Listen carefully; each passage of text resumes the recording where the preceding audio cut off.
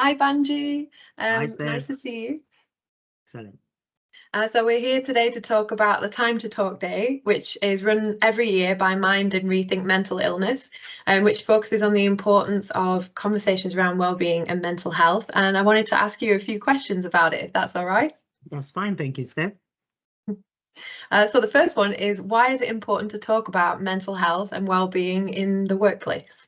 Excellent. Thank you for that. And I know, Steph, you're the wellbeing champion for the EDI Directorate. Thanks for all that you do.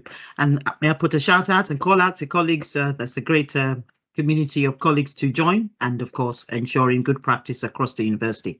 So why is it important? It's important to talk about mental health. One, conversations do lead to connectivity, connections between colleagues, enabling colleagues to offload. I do use the term download in our team meetings, and it's basically encouraging us to talk about what's on our mind. The type of job we do is very taxing. There's the emotional labor, and it does have an impact on individuals, and we don't want that to sort of carry on. Another important reason why it's important to talk about matters that are bothering us or even our mental health is because we do spend so many hours at work anyway, and there's no point like carrying that burden because it would have an impact on the individual. And it might sound light touch. So for instance, as a team, we do have check-ins at the start of all our meetings.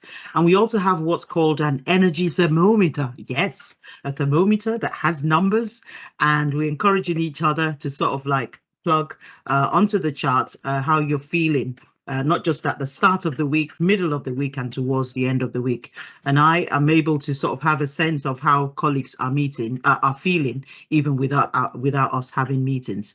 And probably somebody says, "Oh, Banji, what do you do to take care of your mental health?" So as I've said many a times, I describe myself as expressive. I also describe myself as visual.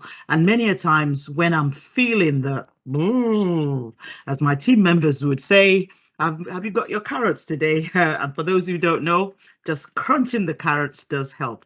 Of course, minimal as it is, of course, going for walks is also helpful for me. And I would just say to colleagues, find what works for you, because there's value in connecting with others and with yourself. Thank you.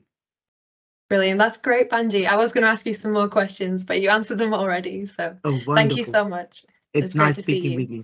Thank you. Thanks, Banji.